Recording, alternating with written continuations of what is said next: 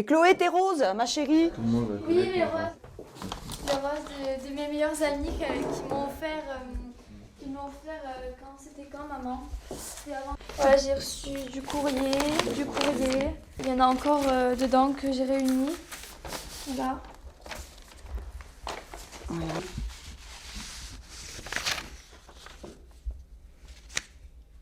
Les enfants m'ont fait énormément de dessins, des choses pour me soutenir. Ça, c'est les roses de... De mes meilleurs amis, voilà. Voilà. Qu'on m'a offert il y a 2 jours, je crois. Non plus. Tu as pas lu ça? Si, je l'ai lu. Ah, si. Oui, si, je l'ai lu. J'ai tout lu. Chloé, aujourd'hui, c'est l'espoir pour les familles qui n'ont pas retrouvé leurs enfants et se dire, bah, pourquoi pas moi? Oui, pourquoi pas moi?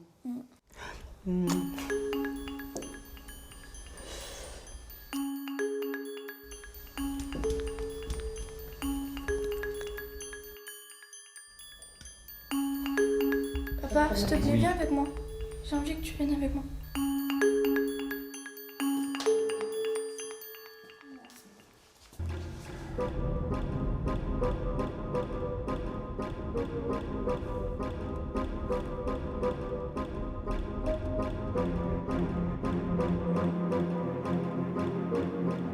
Je suis rentrée en scooter, j'ai passé le portail, je me suis garée près du garage et il y a un homme qui est rentré dans la cour et qui m'a demandé si mes parents étaient là. Donc je m'y attendais pas quand même, j'étais dans ma propriété. Il me dit de venir. Donc je vais pas venir, j'essaie de partir en courant, je suis tombée. Puis après il m'a menée jusqu'à la voiture, on va dire.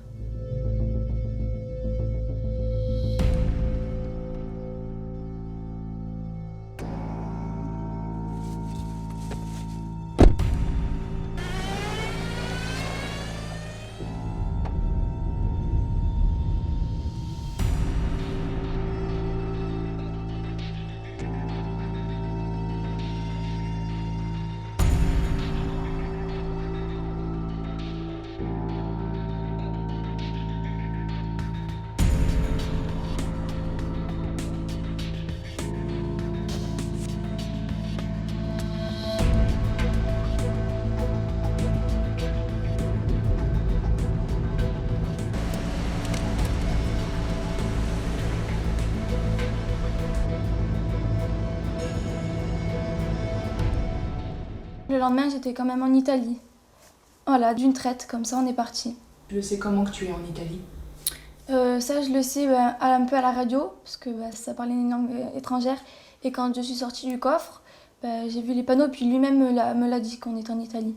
Donc ce premier jour, tu restes des heures et des heures dans le coffre. Oui, le samedi. À quel moment est-ce que tu sors pour la première fois? Il était tard. Je peux pas dire exactement, mais il faisait déjà nuit, donc ça devait faire un moment.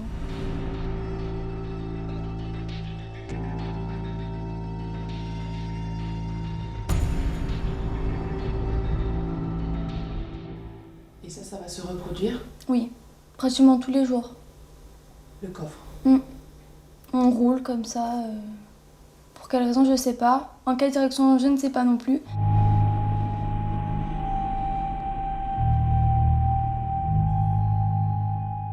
Je me suis dit, je rentrerai jamais chez moi. C'est pas possible. Parce que, comme on le sait, souvent quand ça arrive, ce genre de choses, c'est rare que les personnes rentrent chez elles. Et là, ça a été horrible. Pendant plus de 24 heures, j'étais anéantie et je comptais me laisser aller.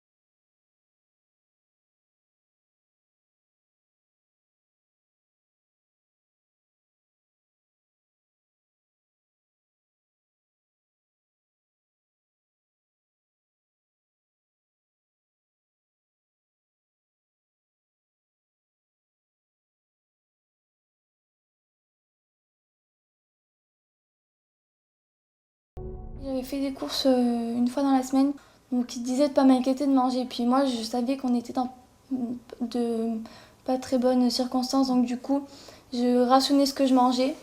Donc je mangeais pas beaucoup, mais je mangeais. Je mangeais très peu, mais je mangeais quand même. C'est ça le truc.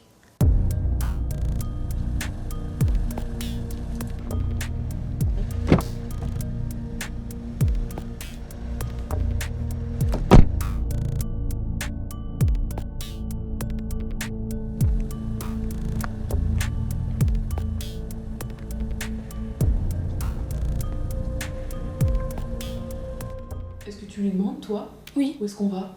oui, oui. Et il disait que j'allais le savoir bientôt. Mais il disait que je retrouverais ma famille au début des fêtes, avant les fêtes de Noël. Je m'attachais quand même à ça. Me dire, bon, il me dit que je vais rentrer chez moi. Bon, est-ce que c'est vrai ou pas, je le sais pas, mais je m'attachais quand même à ça, c'était important. Mais pourquoi? Qu'est-ce qu'il m'attendait? Qu'est-ce qu'il voulait de moi? Je lui ai posé la question. Il me disait, tout ça, tu le sauras bientôt.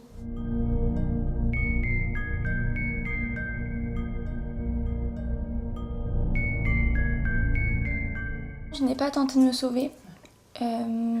J'y ai pensé. Mais après, quand j'ai regardé les circonstances dans lesquelles j'étais, par exemple, dans la forêt, on faisait 2-3 km de forêt. Donc, même si j'aurais pu partir, qu'est-ce que j'aurais fait dans la forêt toute une nuit? Même le lendemain, par exemple, je me serais perdue, ou ils m'auraient retrouvé le lendemain, par panique me tuer ou autre, ou j'aurais pu me perdre et mourir dans la forêt, ou ne pas retrouver mon chemin ou autre. Voilà, c'est comme ça.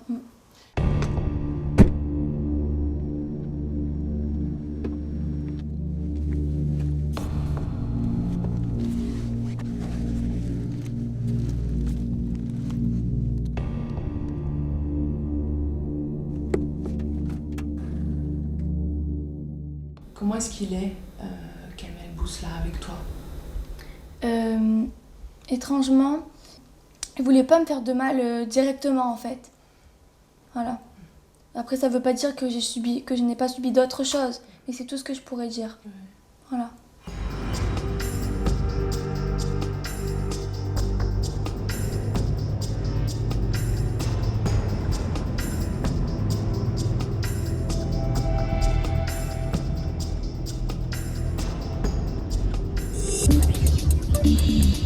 France Inter.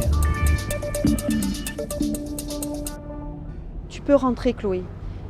Voilà, parce que si tu as fait quelque chose de mal, on peut le pardonner. Tes amis te pardonnent. Si tu leur as fait du mal, ils te pardonneront, c'est sûr. Et tous ceux qui se sont mobilisés à Barjac, pour elle, tous ceux qui sont là pour elle, aujourd'hui, voilà, on aimerait la retrouver et la serrer dans nos bras.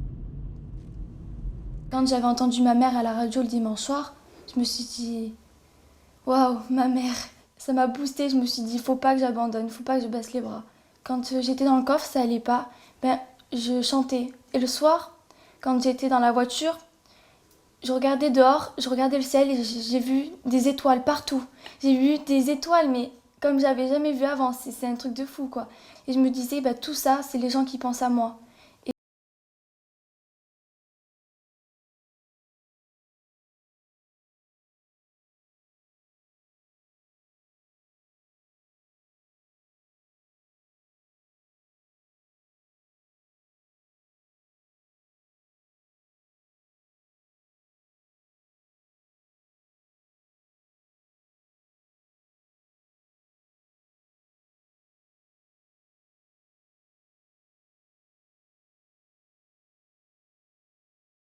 C'est l'instant où j'ai eu le plus peur pendant ces 7 jours. Je ressentais juste qu'il y avait des secousses et pendant le trajet, on avait pris pas mal de virages. Je pensais qu'on était dans une montagne et j'ai cru qu'on allait aller dans le fossé. Et là, j'avais une peur, une appréhension. Je me disais, mon Dieu, qu'est-ce qui va nous arriver?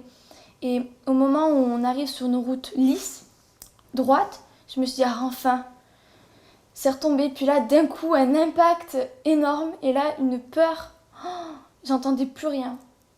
Alors je me suis dit, qu'est-ce qui se passe? Où on est? Je pensais qu'on était perdu dans un endroit où personne ne passerait. J'ai senti une odeur, j'ai cru que la voiture était en train de brûler. Et là, j'étais en train de paniquer. J'ai cru que j'allais finir dans le coffre, quoi. Là, toute seule. J'entendais juste les essuie-glaces qui battaient. Je me suis dit, ah, ça y est, il est mort dans la voiture, c'est fini pour moi.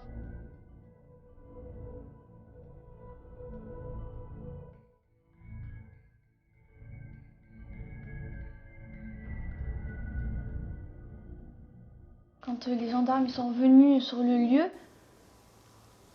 et qu'ils ont ouvert le coffre, oh ah, c'était...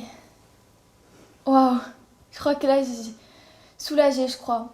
Je suis sortie, je me suis jetée dans les bras d'un gendarme, je crois qu'il m'a pris pour une folle. Au début, je leur dis I'm rescaped. Ils n'ont pas compris. Ils me regardaient avec des yeux. Genre, qu'est-ce qu'elle raconte, quoi? Ils me demandaient, vous avez vos papiers? Papiers, madame? J'étais là, non, pas de papier. Je suis Rodriguez. Chloé, je m'appelle.